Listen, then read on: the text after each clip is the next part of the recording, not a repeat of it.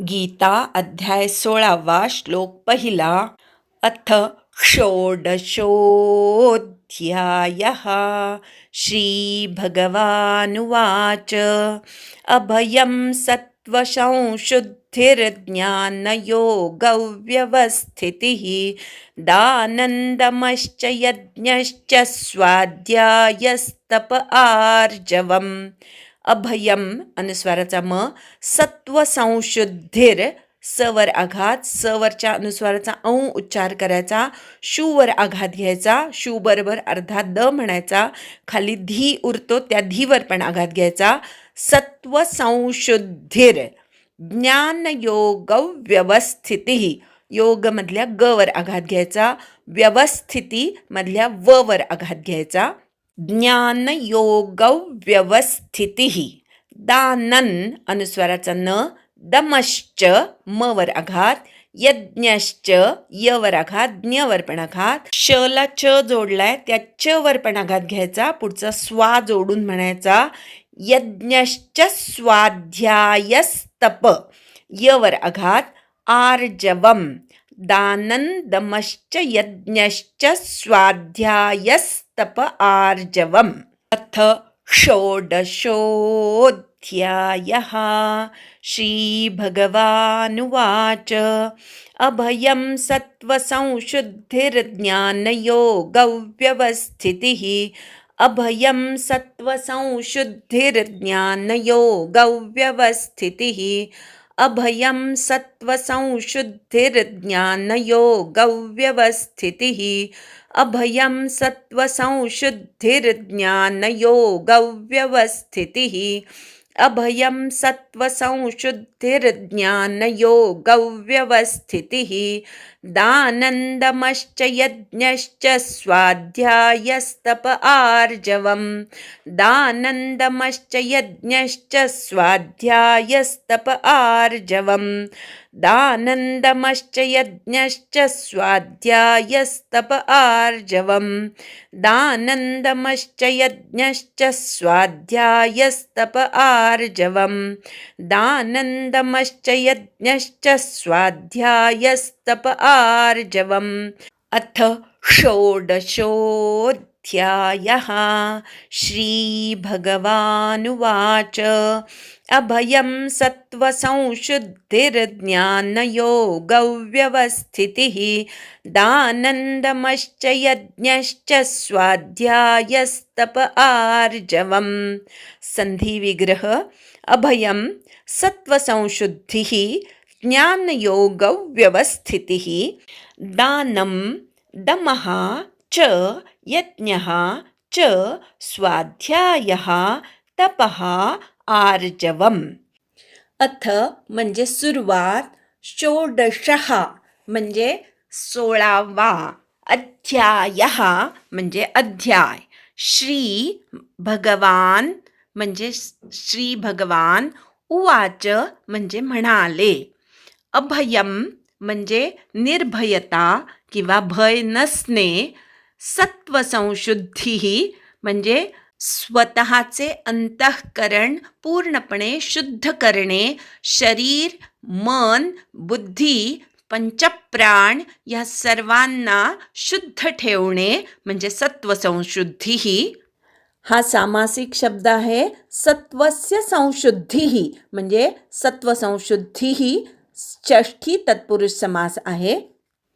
ज्ञानयोग व्यवस्थिती म्हणजे तत्वज्ञान आणि कर्मयोग किंवा ध्यानयोग ह्यामध्ये निरंतर स्थिरता किंवा स्थिती. हा सामासिक शब्द आहे. ज्ञानैच योगः च, ज्ञानयोगौ इतरेतर द्वंद्व समास. ज्ञानयोगयोः व्यवस्थितिः, ज्ञानयोग व्यवस्थितिः षष्ठी तत्पुरुष समास.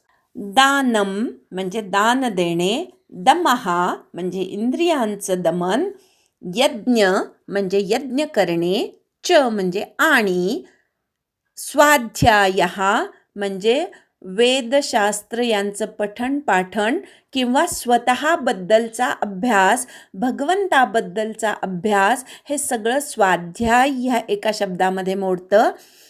तपहा म्हणजे तप करणे, स्वधर्माचं पालन किंवा कष्ट करणे, सहन करणे, स्वतःला तापवणे, हे सगळे तप या शब्दामध्ये अर्थ आहेत.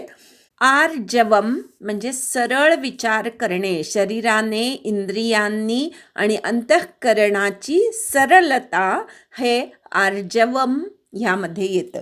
अन्वय: अभयं सत्त्वसंशुद्धिः ज्ञानयोगव्यवस्थितिः च दानं दमः यज्ञः स्वाध्यायः तपः च आर्जवम्.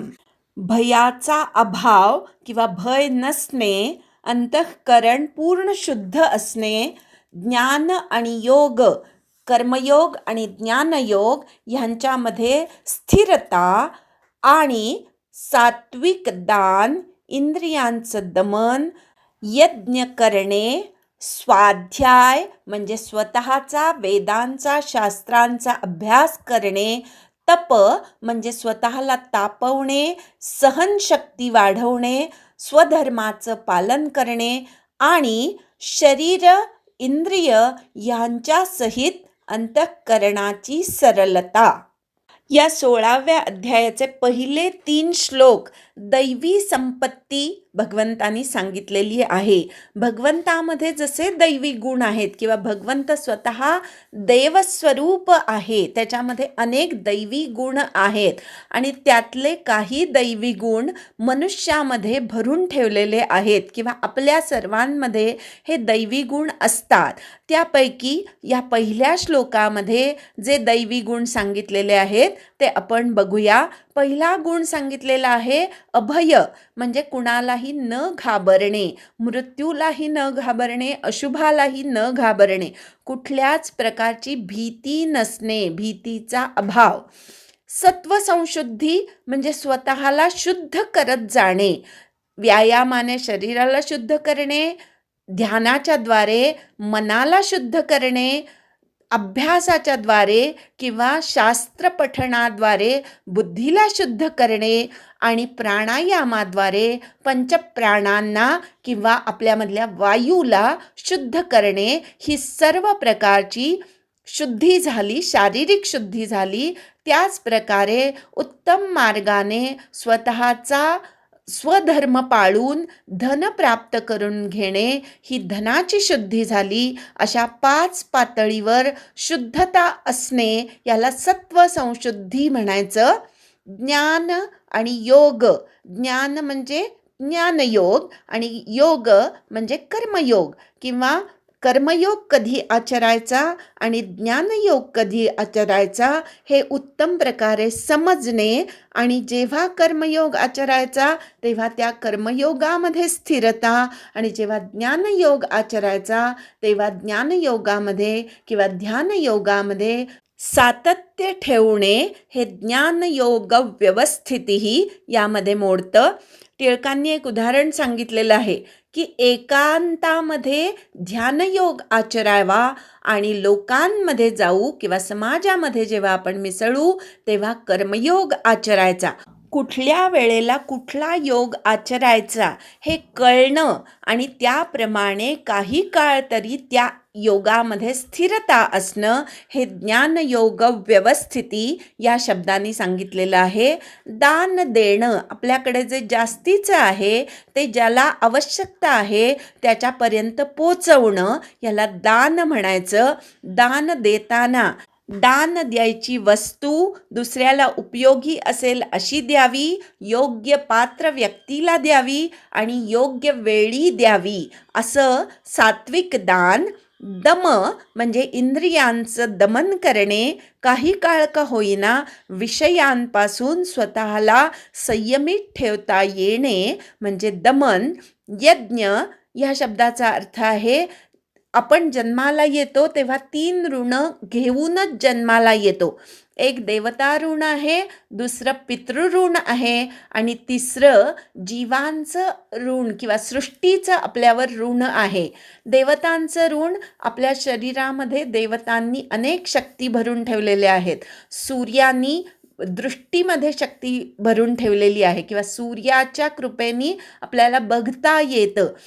इंद्राच्या कृपेने आपल्याला हाताने कर्म करता येतं, वायूच्या कृपेने वास घेता येतो. अशा प्रकारे ज्या वैदिक देवता आहेत त्यांचं ऋण आपल्या डोक्यावर आहे आणि त्या प्रीत्यर्थ किंवा त्या देवतांच्या त्या ऋणातून मुक्त होण्यासाठी यज्ञ करायचे, हा पहिला भाग. दुसरं आहे पितृऋण. आपल्या पूर्वजांनी आपल्यासाठी अनेक गोष्टी करून ठेवलेल्या आहेत आणि त्या पितृऋणातून मुक्त होण्यासाठी श्राद्ध कर्म करणे हा दुसरा पितृयज्ञ झाला. आणि तिसरा आहे तो जीवसृष्टीचं आपण ऋण घेऊन येतो.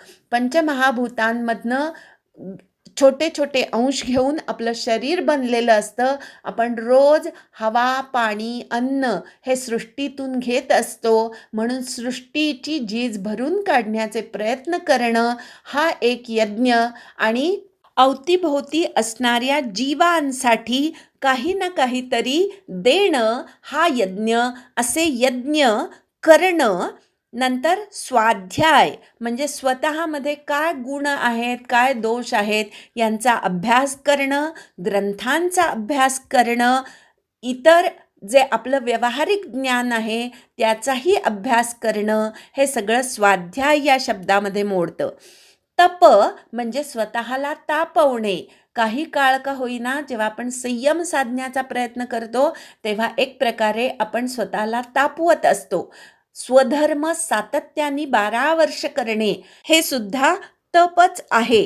कुठलीही सत्क्रिया किंवा सत्कर्म सातत्याने 12 वर्ष करणे याला तप म्हणतात. गीतासुद्धा 12 वर्ष कमीत कमी शिकली पाहिजे बरं का, तरच त्यातलं थोडंसं कळतं. खरं तर एखादा ग्रंथ जेव्हा तुम्ही आयुष्यभर अभ्यास करता तेव्हा तो थोडासा आत्मसात होतो. पण कमीत कमी सुरुवात कुठपासून करायची, तर एक तप तरी एका ग्रंथाचा अभ्यास झाला पाहिजे, तर तो ग्रंथ आपल्याला हळूहळू समजायला लागतो. अशा प्रकारे तप करणे म्हणजे सातत्याने सत्कर्म 12 वर्ष करणे हा पण अर्थ आहे. आणि तप म्हणजे स्वतःचा स्वधर्म सातत्याने उत्तम प्रकारे पालन करणे हा सुद्धा तप ह्याचा अर्थ आहे.